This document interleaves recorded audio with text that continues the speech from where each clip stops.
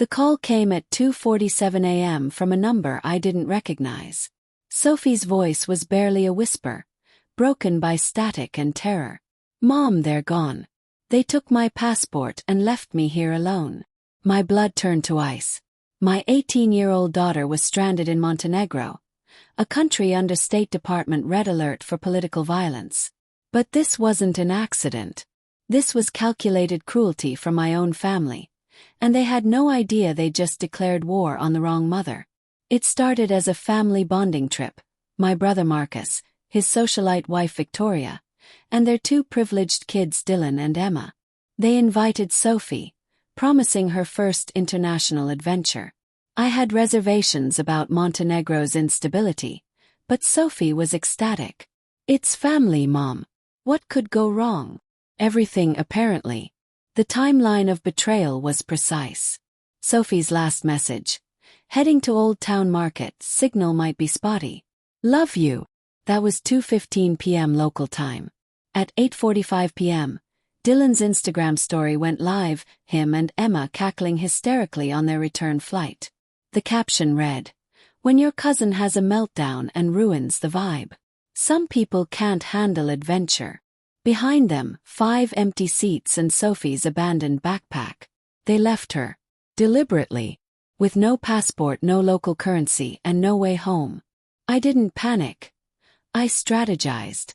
Within hours, I had Sophie safely relocated through NGO contacts, embassy protection secured, and emergency documents processed. But as I coordinated her rescue, something darker was brewing. This wasn't just abandonment. It was targeted humiliation designed to break my daughter's spirit and mine. See, my family never forgave me for raising Sophie alone after her father left. They viewed us as charity cases, constant reminders of their superiority. Marcus had always resented my independence, and Victoria saw Sophie as beneath their children's social status. This trip was their masterpiece, a public humiliation disguised as family fun. But they underestimated one crucial detail. I document everything. While they celebrated their cruelty, I was already pulling threads. Airport security footage showing them laughing as Sophie pleaded not to be left behind. Dylan's deleted group chat messages planning the prank weeks in advance. The tour guide's testimony that they specifically requested to lose the annoying one. Had everything. But revenge served cold taste sweeter. I leaked Dylan's prank video to his university's admissions board, framing it as evidence of predatory behavior toward vulnerable young women. 3 major news outlets picked up the story within 24 hours. His full scholarship to Cambridge. Revoked for character concerns. Phase 2. Victoria's position on the Embassy Cultural Board required spotless reputation. The abandonment report I filed triggered an ethics investigation. Her dismissal came with a public statement about conduct unbecoming of diplomatic representatives. Phase 3. Marcus thought he was clever using false documentation for tax evasion on their hotel bookings. One anonymous tip to Montenegrin authorities sparked an international fraud investigation. Their assets, frozen pending review. The beautiful irony. They never saw me coming. No confrontations, no dramatic scenes. Just their own documented cruelty systematically destroying their carefully constructed lives. The morning everything collapsed, my phone rang. It was Marcus, voice shaking with panic. "Maya, you have to help us. There's been some mistake.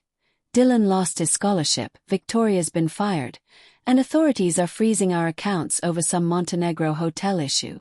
I let the silence stretch before responding. "That sounds terrible. Have you tried calling Sophie? Maybe she has some advice about being abandoned when you need help most." The line went dead. Sophie returned home 3 weeks later, forever changed but unbroken. She looked me in the eyes and said, "I know what you did, Mom. Thank you for showing me that family isn't about blood. It's about who stands by you when the world falls apart." My so-called family tried damage control, spinning narratives about misunderstandings and overreactions. But the internet is unforgiving to privileged bullies who abandon teenagers in war zones for social media content. 6 months later, Dylan was working retail after his academic prospects vanished. Victoria lost her social circle along with her career. Marcus's law firm quietly asked him to resign to avoid association with international fraud investigations. And me. I never raised my voice, never made a scene, never got my hands dirty. I simply ensured their own actions received the spotlight they deserved. Sometimes the most devastating revenge isn't an explosion. It's watching someone's world quietly implode from the weight of their own cruelty. They gave my daughter abandonment and trauma. I returned justice wrapped in silence, delivered with surgical precision. The lesson: never abandon someone whose mother has nothing left to lose and everything to protect.